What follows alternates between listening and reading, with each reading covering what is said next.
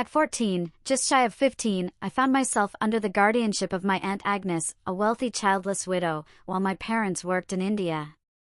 During the summer break, a fire at my boarding school forced its closure for repairs, leaving Aunt Agnes in a dilemma. She couldn't reach my father for guidance due to the lengthy mail delays of that era. Changing schools permanently seemed unthinkable, as I attended his old institution, and no boys' boarding school would accept me for such a short term. Eventually, Aunt Agnes sought advice from her older sister, Clara, who owned Bowater Hall, a prestigious girls' boarding school. Young children were rarely consulted in such matters, so the decision was made without my input. Aunt Clara offered me a temporary place at her school with the caveat that I wouldn't receive any special treatment due to my family ties.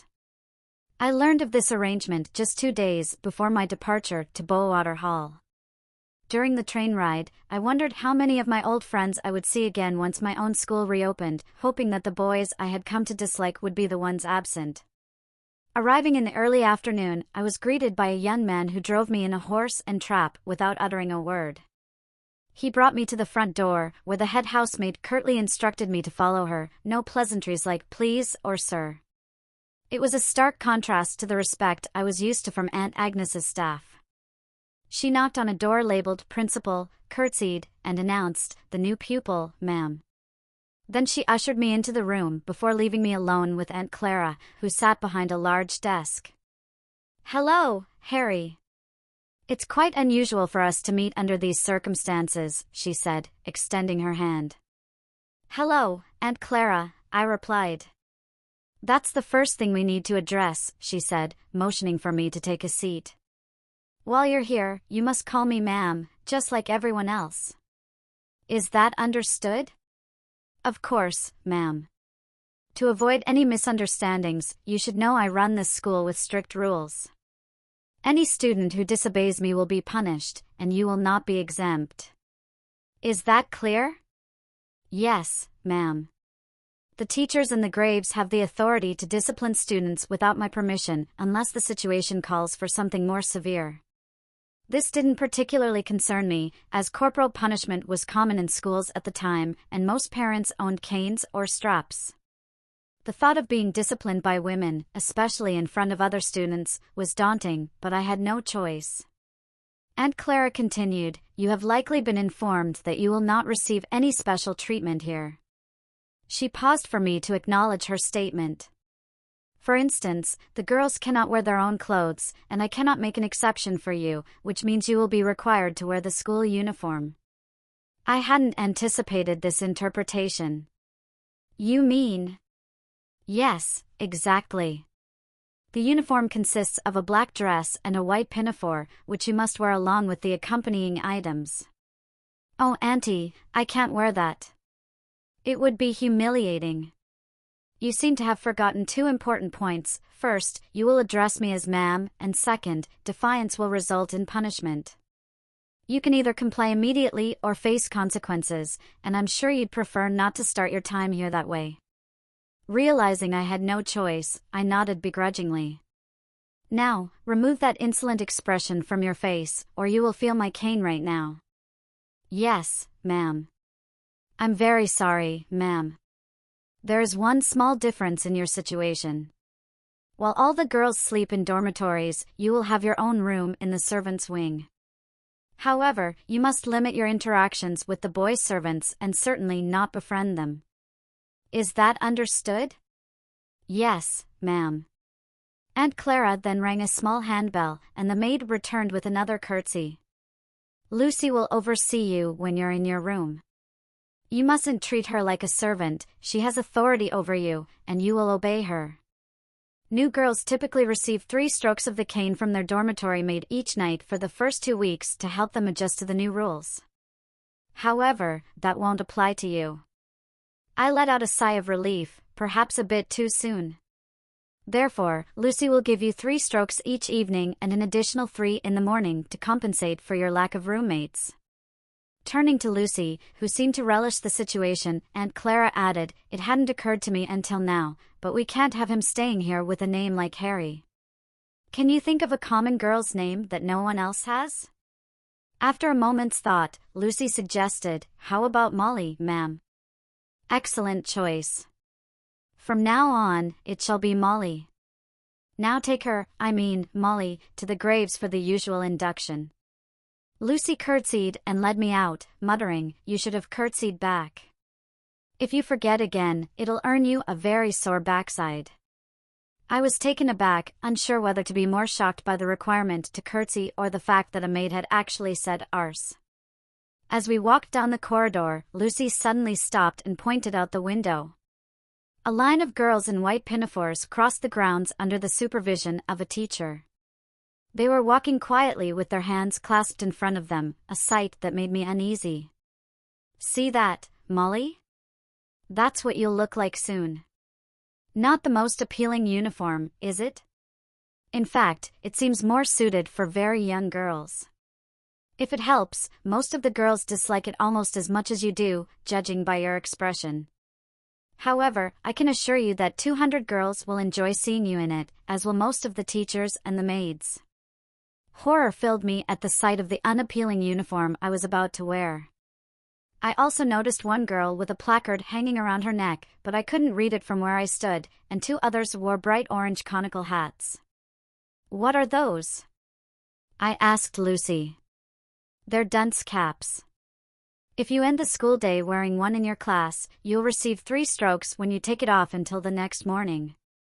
In addition to corporal punishment, teachers often use humiliation as a form of discipline." She continued, "They seem to enjoy competing to come up with the most humiliating punishments, and they're quite creative. Humiliation isn't just for punishment, it's a general disciplinary measure, as you'll soon find out. Now come on, we need to get you into your pinafore as soon as possible.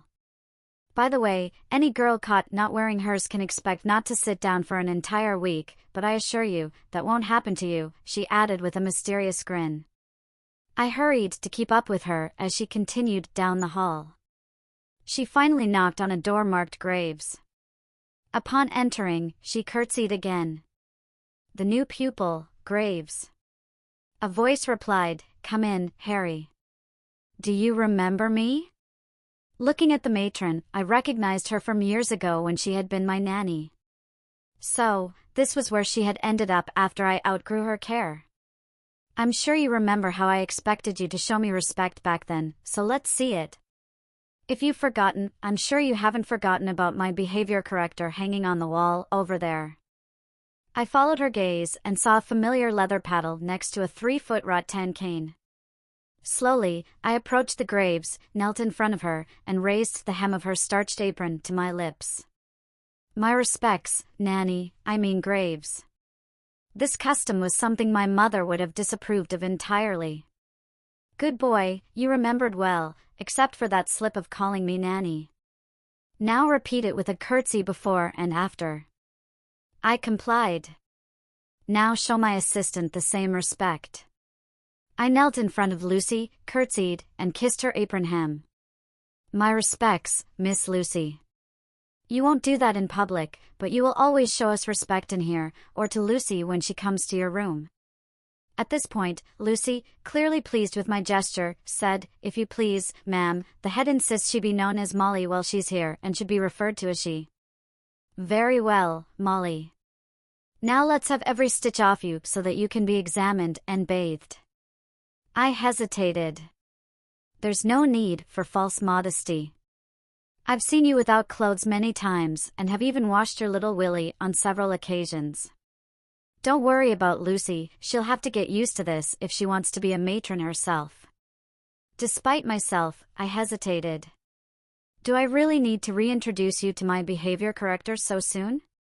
That threat propelled me into compliance, and I soon found myself unclothed. Lucy quickly gathered my clothes and placed them in a basket. She opened a cupboard and retrieved 2 white rubber aprons. After donning them, Graves conducted a brief medical examination and bathed me, giving me a very short haircut that would later be referred to as a crew cut. This was followed by being strapped to a wooden frame for 4 enemas, the last of which was icy cold and quite unpleasant. As they dressed me, I discovered what my aunt had meant by anything else that goes with the uniform. Lucy laid out a full set of girls' undergarments, starting with a tiny pair of rubber baby pants that I was instructed to put on. I protested, claiming they were far too small, but they insisted. After a struggle, I managed to squeeze them on, but they felt like a second skin over my backside. When Graves instructed me to bend over, they tightened to an uncomfortable degree. The head insists that girls wear these for modesty in case they are caned in public. Of course, if she canes you in her office, it will be on the bare. Girls have told me that these pants offer no protection from the cane, and in fact, many think the pain is worse with the pants than without. You'll soon have the chance to form your own opinion on that. After the undergarments came the shapeless black dress, followed by the pinafore. Like the ones I had seen from the window, it was completely plain with a high round neck and heavily starched. Before putting it on me, Lucy showed me the back. Instead of a button and buttonhole, there were 2 small metal rings, and she held a small padlock in her hand. Many girls are spoiled when they first arrive and refuse to wear the uniform, so we have to lock them into it until their rebelliousness is dealt with. You will always wear this style, and I'll have the pleasure of locking it on you fresh each morning. I obediently held out my arms as she slipped it on. I heard the click of the lock as it secured. Now, I was truly trapped in the pinafore. There was no chance of escape, but I had never considered that an option. The lock explained why I couldn't risk being caught without my apron. Looking at myself in a large mirror, I was struck by how ridiculous I appeared with my ultra-short boy's haircut, a far cry from the typical girl's style of the time. Though I was called Molly, my appearance made it clear to everyone what my true gender was. Lucy was right, the style suited much younger girls than the teenagers at this school.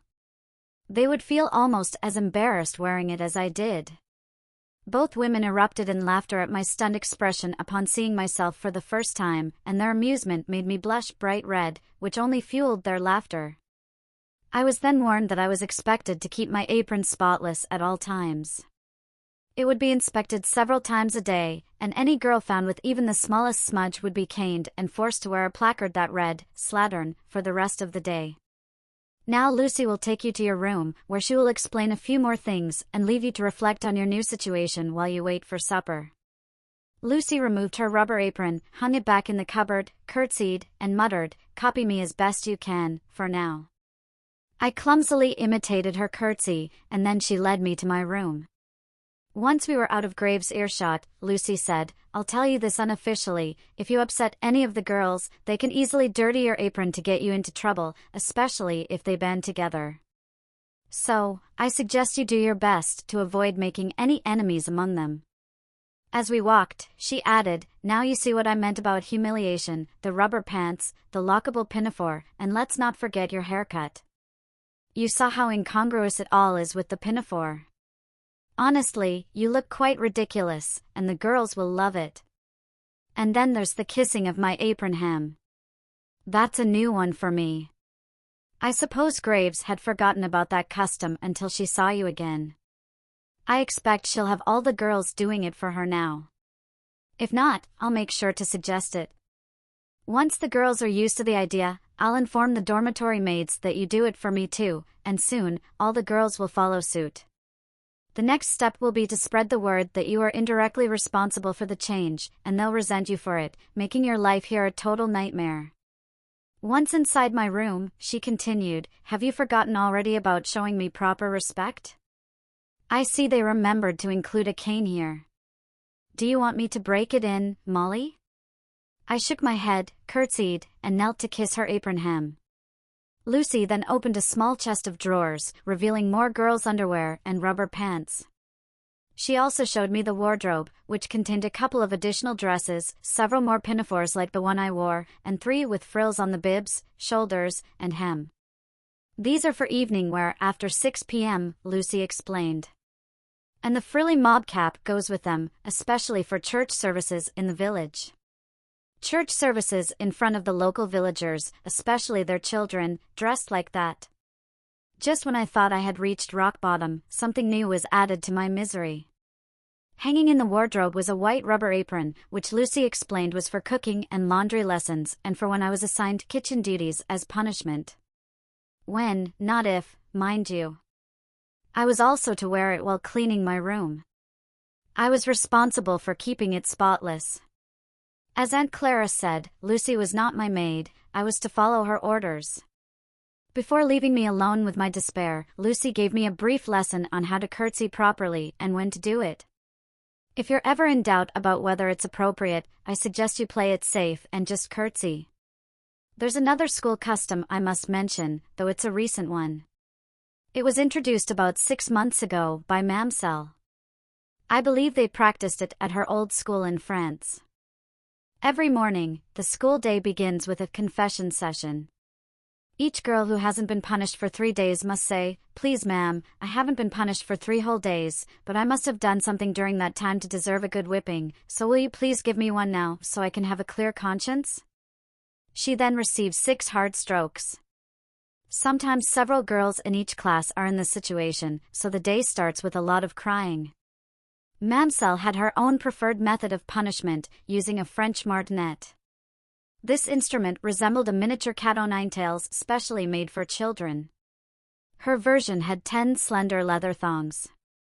It didn't look very intimidating at first, and the initial stroke didn't hurt too much, but its cumulative effect was significant.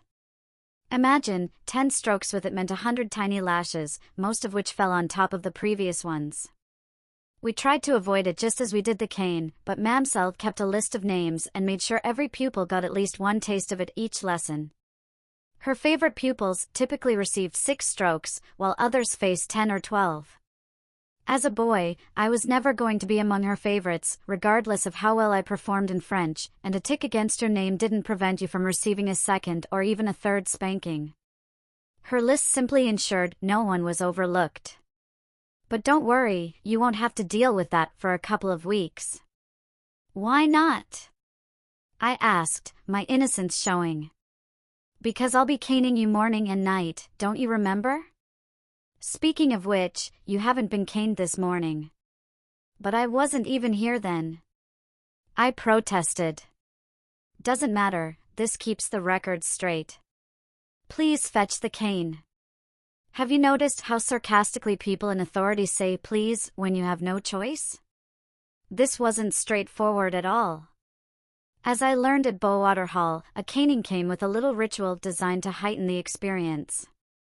I had to acknowledge the order with a curtsy and then present the cane on my outstretched palms with another curtsy. Not like that, you silly girl. I'm not left-handed. Quickly, I reversed the cane and offered it again, curtsying once more. Lucy took it and swished it twice through the air. I wondered how someone could make the rod sound so threatening before it even touched you. I expected to be instructed to touch my toes in the traditional manner, but instead, she said, "Now I want you kneeling on the bed, facing the headboard." For the first time, I noticed that the bed had only one sheet, a white rubber one, and no blankets. "Is this all I'll have to sleep on?" I asked, feeling distressed. "That's all you'll need," she replied. "The room will be warm enough, though you'll sleep unclothed. And you won't be able to get off the bed because that collar attached to the strap will be locked around your neck. But enough about that. You can't postpone this caning any longer, so get up there and kneel." I reluctantly obeyed, kneeling on the cold rubber sheet. "Now get your nose down to the rubber." As I complied, my pinafore naturally fell away from my backside. She turned up my frock and petticoats, exposing the slit in my drawers, leaving me clad only in the rubber knickers. I was relieved she didn't make me remove them, as getting them on had been such a struggle. "Now pull your nose as close to your knees as possible and arch your back nicely. I want your backside sticking up as high as it can go. If I think you're not trying hard enough or if you move, there will be extra strokes." This time, her use of the word arse didn't surprise or shock me.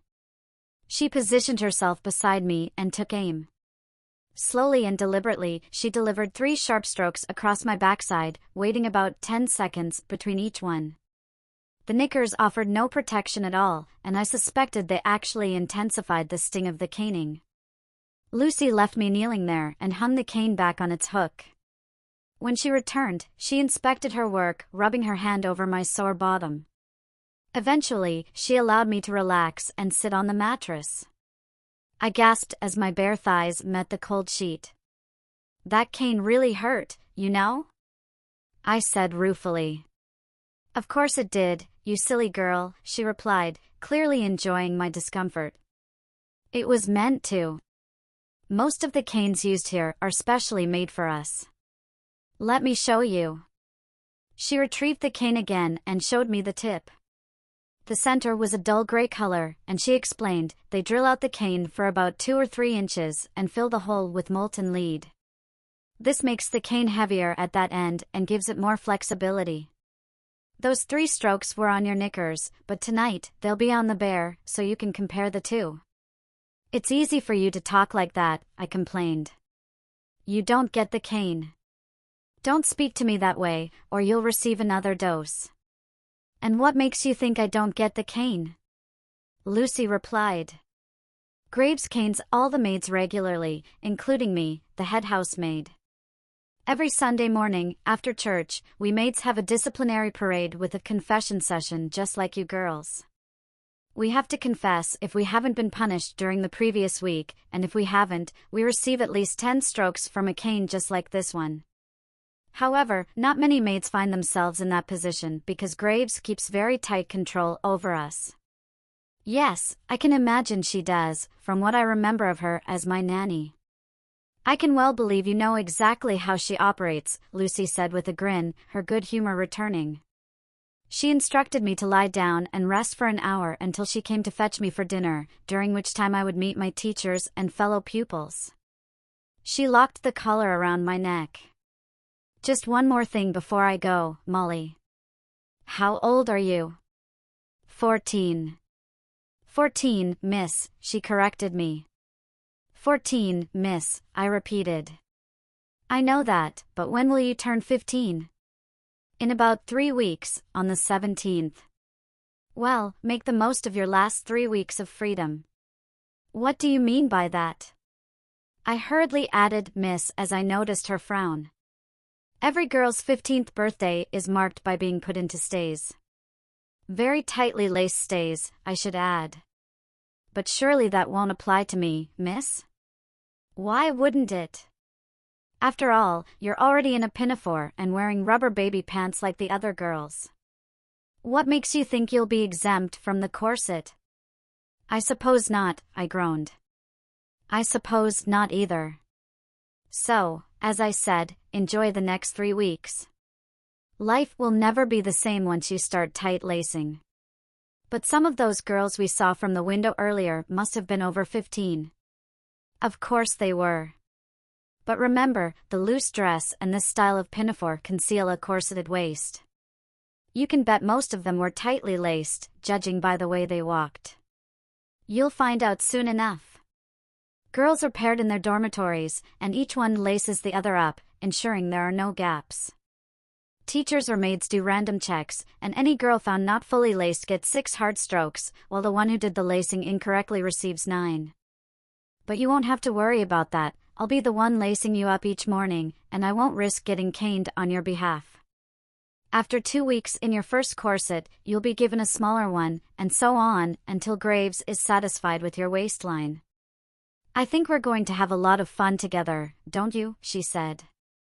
When I grimaced and shook my head, she added with a grin, "Well, maybe you won't have fun, but I will. I'd like to thank the person responsible for the fire at your old school. Now I have work to do until I come to fetch you in about an hour. I suggest you rest as much as possible. Bye-bye." She left me to my thoughts until it was time for the evening meal, when I would meet the rest of the school. I lay there trying to process everything that had happened in just one day, concluding that this was likely the lowest point of my life. Boy, was I wrong about that. Eventually, Lucy returned. As soon as she unlocked the collar, I got off the bed, curtsied, and paid my respects, then curtsied again, instinctively falling into the traditional maid position with my hands clasped in my lap across my pinny. She was pleased not to have to remind me again and remarked, "You know, that's a charming little gesture. I must ensure it spreads throughout the school. You perform a humble little curtsy quite well, considering how little practice you've had." To digress into the future for a moment, Graves eagerly embraced Lucy's suggestion, and Lucy carried out her threat by bringing me to the room where the maids were gathered. She made me pay my respects to her in front of them, which sent them into fits of laughter. Then she instructed her friends to line up, and I had to pass along the line doing a molly, as she put it, for all 20 of them. In the midst of my demonstration, the cook entered to see what the ruckus was about. Laughter was apparently rare at Bowater Hall, and I had to do a molly for her and her assistants as well. There was a price to pay for this. One of the few communal activities for the pupils was playing hockey for exercise, and I was forced to join in. Though I had never played before, the varied teams I played for over the next few weeks invariably won. Why? Because our opponents were more interested in accidentally whacking my shins with their hockey sticks in retaliation for having to do mollies than in scoring goals. My teammates colluded with them, passing the ball to me as often as they could to create more opportunities for retaliation. The referee was aware of what was happening but did nothing to protect me. She thought it was a sort of pupils' kangaroo court and that I was being punished for some violation of the schoolgirls' code. On one occasion, after a particularly blatant and painful foul that the referee saw but ignored, I half-heartedly tried to protest to my attacker, the same girl who would deliberately dirty my pinafore on my first night there. In response, she blew her whistle, penalized me for unladylike conduct, and administered 10 vicious strokes on my backside with her taws, right then and there. I had to finish the match with a very sore bottom in addition to my bruised shins.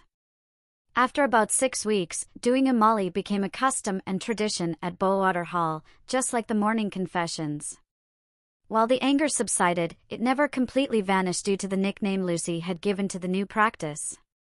However, I took small solace in knowing that once a day, every girl in the school had to line up in front of her dormitory maid and perform the charming gesture of kissing the maid's apron in the humiliating way I had to do with Lucy several times a day.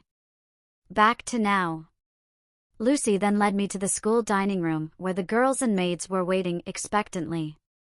When I entered, I curtsied to the teachers at the top table as Lucy had instructed. This prompted a burst of giggles from the assembled girls and several of the maids at the sight of a boy with short hair and a school pinafore performing a polite girlish curtsy. The headmistress then announced, "Some of you may have heard rumors about a boy pupil joining us. As you can see, it's true, and this boy will be known as Molly." Another round of suppressed laughter. "He will be with us for a short while until his own school is repaired. Also, he is to be treated no differently than the rest of you, as you will see from his attire. If there's any more unseemly giggling, the staff will come among you with their canes, and I may just cancel supper for all of you." This threat silenced the noise. I was led to a seat that had been saved for me at a table for a dozen pupils. As I sat down and looked around, several girls who thought they were unnoticed stuck their tongues out at me. A long Latin grace was said, and I realized just how hungry I was, having eaten nothing since my early breakfast. Lucy served the meal, and I immediately noticed it was not particularly appetizing. Having come from Aunt Agnes's, I thought the food looked no worse than what I had at my own school. I began to eat, and as everyone focused on their meals, the girl opposite me, one of those who had previously stuck out her tongue, scooped food onto her spoon and flicked it at me. It hit the bib of my pinafore and slid down, making it look as if I had been clumsy with my own food. Lucy had advised me to avoid making any enemies, but it seemed I had already managed to acquire at least one. Some of the girls couldn't help but giggle as I awkwardly scraped the food off my plate with my spoon, and Lucy noticed the sound. When she spotted the stain, she called the matron over. "Graves, come see what this clumsy child has done."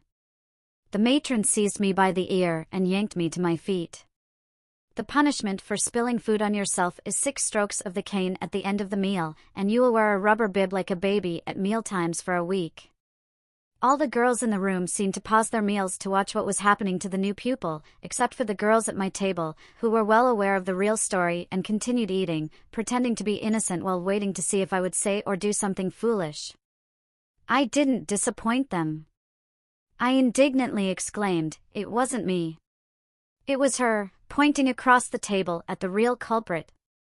A loud gasp of mixed astonishment and satisfaction erupted as they realized I had fallen right into their trap. The matron asked, Who is the guilty party? Does anyone know? Some girls shook their heads, while others pointed at me. Then the headmistress appeared beside me. I don't know what kind of conduct was expected at your previous school, but here we do not tolerate tattling or blaming others for your mistakes. Therefore, I am increasing your punishment to 12 strokes of my special cane, and you will wear the bib for 2 weeks, 24 hours a day. And no more food for you this evening, since you clearly do not appreciate it. At this harsh escalation of my punishment, some girls looked a bit ashamed of their complicity, while the guilty one merely smirked. 5 minutes later, I found myself kneeling on a hard wooden penitent stool at the front of the room, beneath the raised platform of the top table.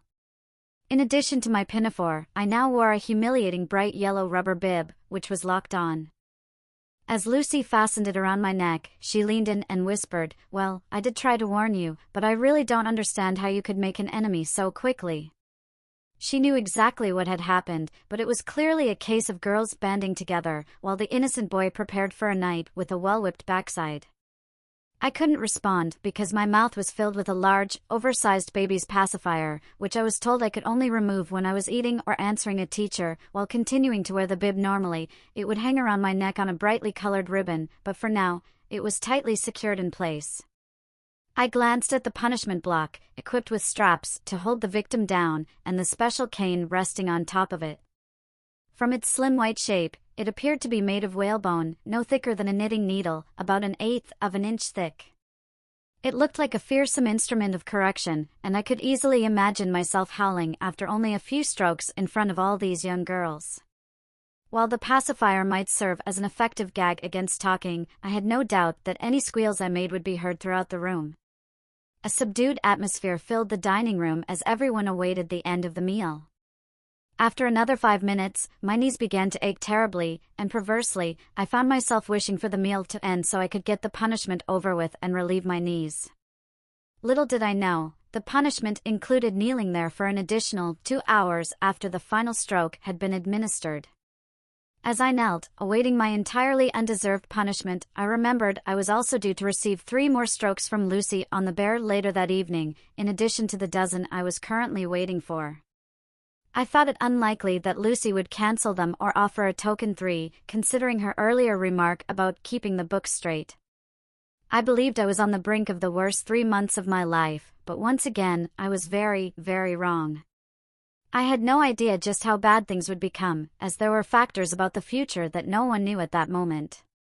The 2 letters from Aunt Agnes to my father were still on a ship en route to India.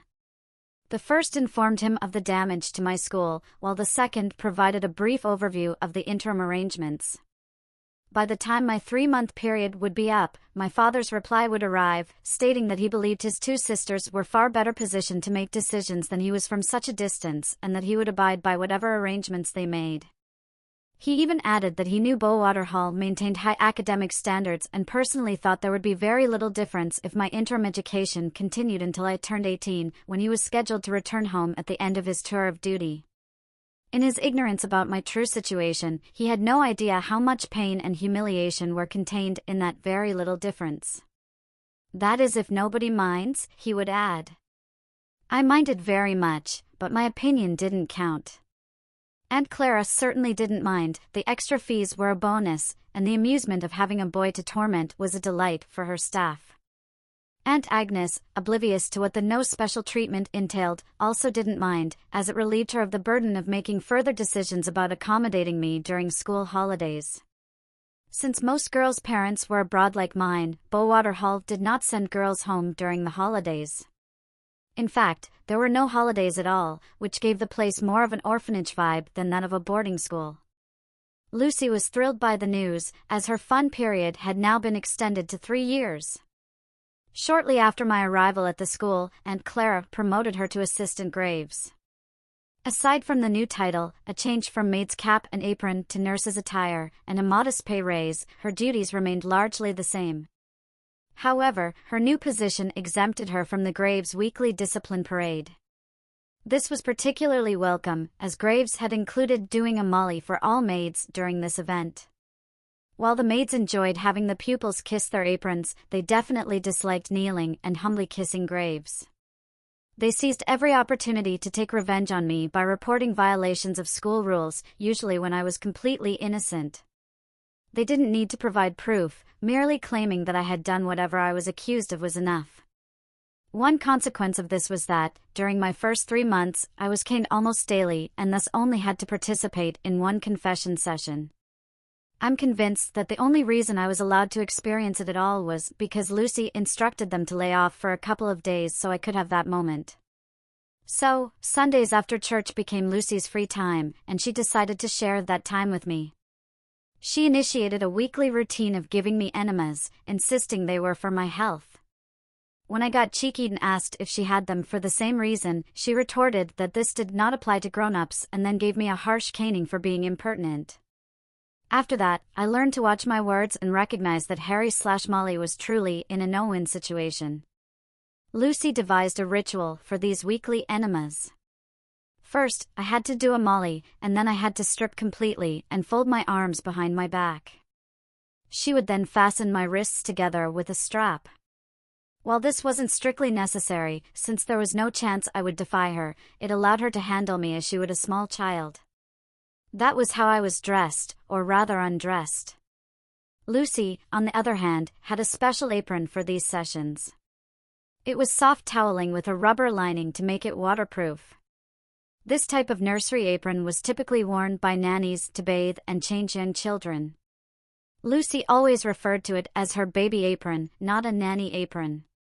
Whenever we were summoned to Graves' room and found her and Lucy wearing baby aprons, we knew something unpleasant and embarrassing, like an enema, was about to happen.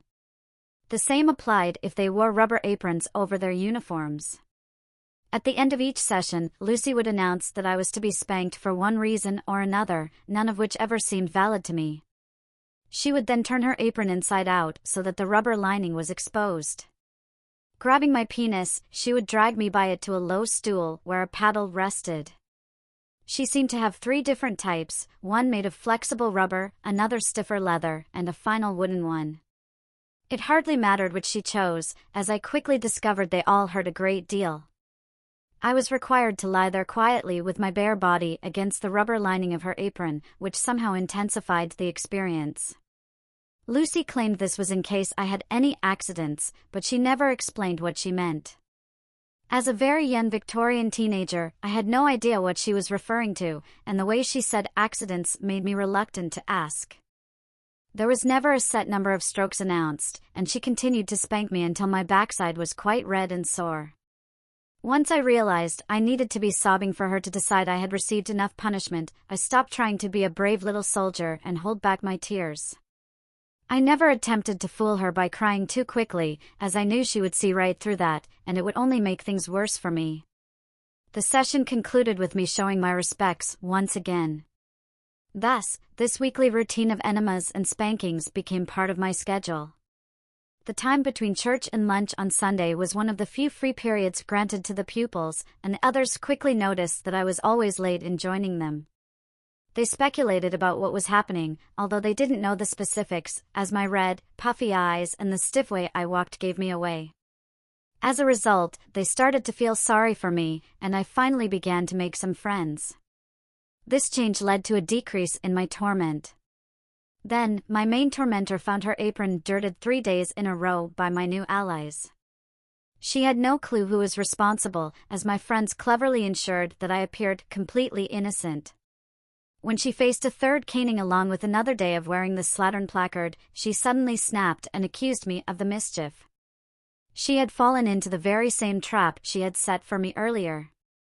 Consequently, I found satisfaction in watching her kneel, supperless, on the penitent stool with the placard around her neck. Since it was her 3rd consecutive day facing this punishment, compounded by a false accusation, the head sentenced her to 24 strokes of the medium birch on her bare backside. By the time she reached the 2nd dozen, we all winced in sympathy as the strokes fell relentlessly. Word spread quickly, and my persecution came to an end, even from the maids. However, I was still stuck with the Sunday enemas and spankings from Lucy. I had hoped she would eventually tire of this ritual, but she enjoyed it far too much, and I began to look forward to my own school reopening soon to put an end to it. Of course, as I knelt there on my first evening, all of this lay ahead. I eyed the whalebone rod with apprehension, hoping I wouldn't embarrass myself by crying like a baby in front of all those young girls. I ended up doing much worse. They removed the pacifier from my mouth, and the rod proved to be a fearsome instrument. I shamefully held my head off. There was no such thing as mere squeals. Then, much later, the bombshell of my father's letter arrived, forcing me to confront the reality that the rescue I had been anticipating would not take place. Due to my father's ignorance of my circumstances and Aunt Agnes's blend of ignorance and innocence, I now face 3 years of painful, pinafore purgatory as a temporary schoolgirl.